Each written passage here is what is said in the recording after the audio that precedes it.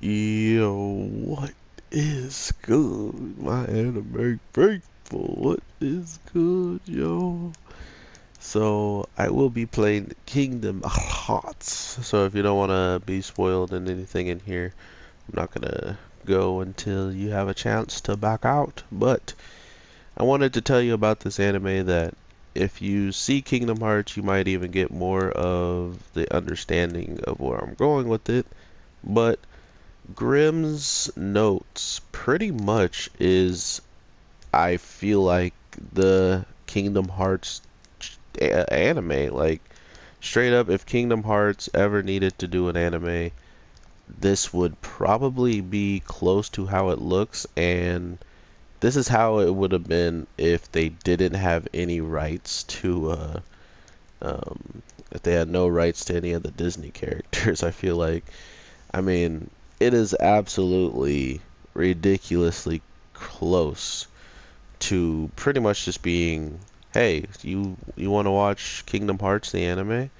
Um, the whole basis of the story is this person who pretty much has a clean slate, who is free from really any types of, and I'm going to skip this, any types of things that all of these other characters kind of have to follow suit through, which is the fact that they all have to pretty much follow their fate. And their fate being whatever is written like in the book is pretty much what they have to live by. And for instance, this week's episode is Cinderella, and she had to live through, the whole I have to get married, I need to be treated badly by my step sisters and mom, and not only that, the whole entire fact that she was supposed to get with the prince and all this stuff. All of that was actually supposed to happen as written, but the whole point of this show is somewhat some people called chaos tellers are the ones who can get in there and pretty much change the whole entire outcome of one's fate. And not to mention, there's someone else who could change someone else's fate that is decided in these books. And it is these people that we are following along and that are the main characters, and they are uh, they had one guy was trying to give them a name, but one of the characters really didn't want him to give him that name. So yeah, I can't. I don't really want to call him that name. Um, but yeah, they're pretty much a squad of three that were going around trying to help everybody out that was being attacked by these so-called story chaos tellers. And with the chaos tellers, they can change and alter the whole entire outcome the way that they see fit. And with Cinderella, her godmother was pretty much just tired of seeing her being mistreated, and instead of allowing it to continue and allowing these people to, make her sad, be sad, not to mention like the step parents, we got them, we got the overall just prince maybe not accepting her or wanting her the same way that it was foretold in the story or something because of the chaos teller. All of these things can be altered, and because of that, it leads to this whole notion that anybody who has faded stories are in trouble. And our main cast is pretty much just people who have um, pretty much no pages. They have nothing. Their stories are fated to be exactly what we're seeing it to be.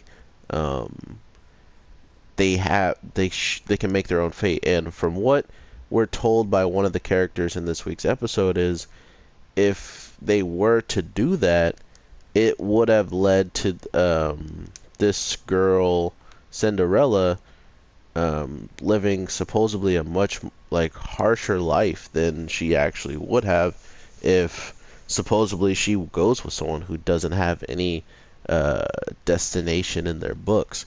So not only do we have the whole fate where if a chaos teller shows up and he makes all of these villains that look exactly kind of like Heartless, kind of like these creatures, but instead of defeating them and them not them disappearing, they turn back to their human form. So pretty much the chaos teller is turning them into these things so they could be manipulated into fighting a battle that they don't even know they're really fighting, because it doesn't seem like they know anything that's going on while it's happening. So that's really on the chaos teller, in my opinion. So now, with that being said, uh, the fighting and stuff like that also feels very much like this. It's not like they're bleeding red blood and they're, doing all this crazy stuff like that. It really comes down to like a really cool art style that they chose to do, and they're using iconic stories to really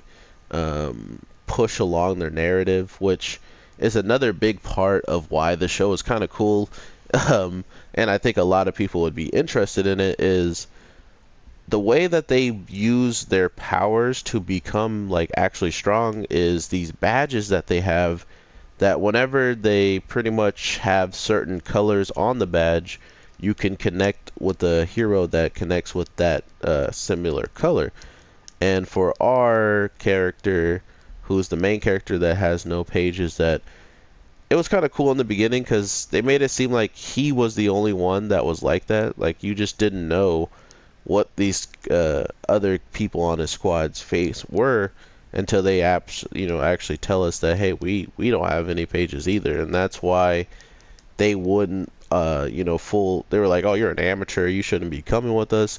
They're always giving them these warnings simply because when you start to hang out with people without pages, you are in danger, period. And that's the whole entire notion that they share with him towards Cinderella. Cinderella being someone who was a childhood friend, and because they were just friends and he wasn't actually about to change like the actual he wasn't going to change her fate by just being her friend.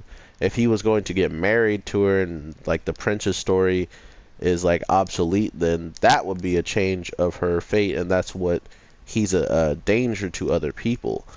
So that, I think that's a really cool aspect. It kind of reminded me so much of this game. I don't know why, but it was really cool to watch it. It was like the knockoff version of this game that it didn't have like the iconic around the world images of the characters, but they were just anime versions of Cinderella, Alice in Wonderland, Robin Hood. All of these different names are some of the heroes that they can tap into to actually use the power of, which our hero can pretty much tap into the power of almost anybody because he has an emblem of all the signs. There's like 4 signs, and there was one that I'm guessing there was one that they didn't have because there was only 3 of the people in the group. So he had one of the signs that weren't even used, not to mention he has all of their signs too that they have. So he's pretty broken, and not to mention he's pageless, so he gets to make his own story as he goes. So I really didn't think I would be interested in this show, but somehow, some way, 4 episodes had gone by, and I really hadn't even watched the cup, like the first 3 before. Last week I saw that there was 3 episodes out, and then I was like, maybe the 4th one drops sooner or later, and it did. It comes out like 2 days ago, so not a bad series. I'm very interested to see if anyone else is already watching it, or just like who joins up on the channel because I'm talking about it, because there's a lot I would like to know, but at the same time, I don't think I saw how many episodes there were, so if you wouldn't mind telling me that, that would be amazing. But yeah, check out Grimm's notes if you guys are running out of anime to watch. This is definitely one I can recommend. if you're into like those types of story, like Cinderella, Alice in Wonderland, like stuff like that, with just the inclusion of like anime art style and anime fights and stuff like that.